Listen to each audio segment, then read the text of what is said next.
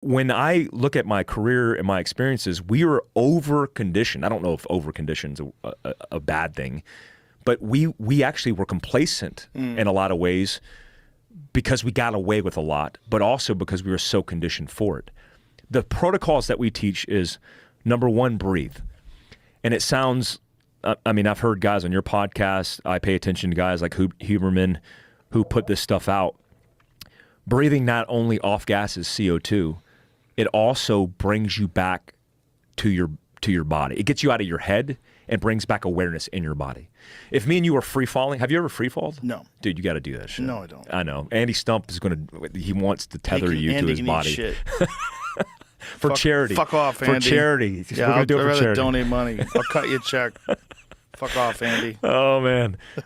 If me and you were falling, and this is an example of something we did, but we didn't realize what we were doing. If me and you were falling in free fall, and I was the new guy, and you were the senior guy, you would be flying around me like a fucking hummingbird, like zipping around me effortlessly.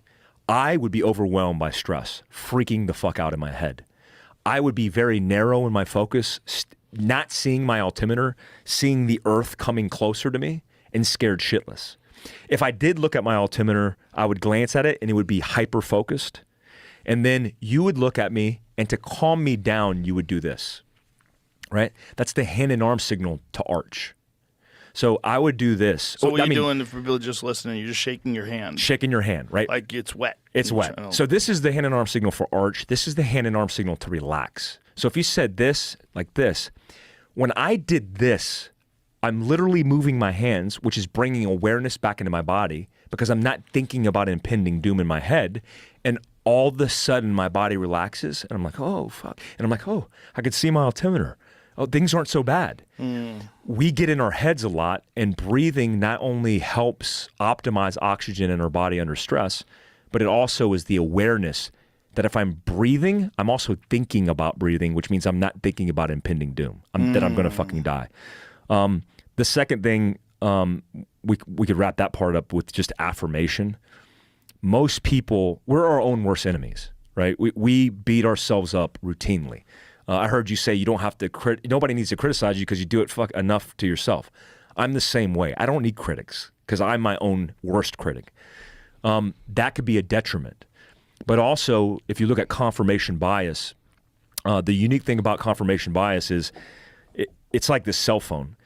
If I pick up this cell phone and I could record in 4K, which is typical of most phones, that's kind of how our brain and our senses work.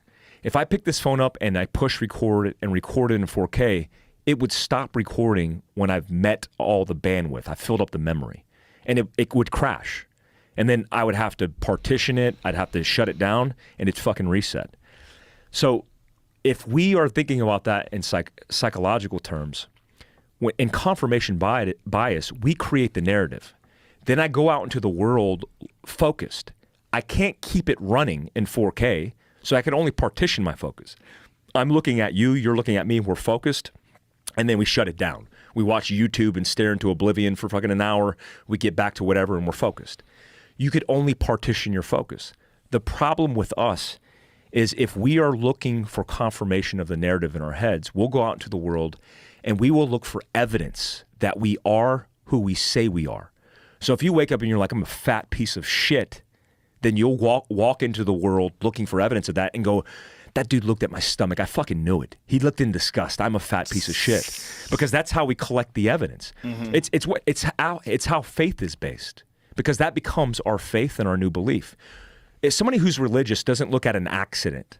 Hey, 6 kids died in a van rollover.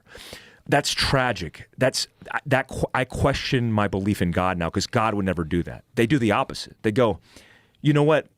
Was there another vehicle that bypassed through there? Yeah, that could have been T-bone. That had 2 people's lives in it. They have a family. That's a miracle of God. And that reaffirms my faith and my belief.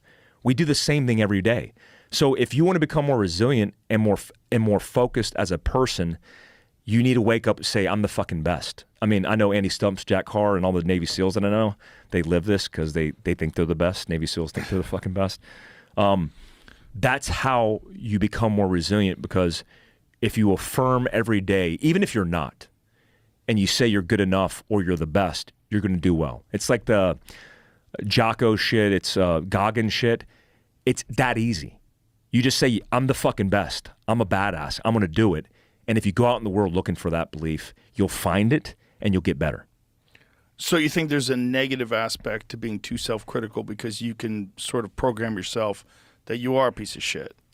100%. Yeah. I mean, here's what's But there's also, you could bullshit yourself to think you're the best when you really suck. a lot of people are like that. Yeah. So what's the balance? So let me give you an example. Like if a guy works out with me, I did on my YouTube channel, Mike Glover Actual, I did a mental health video.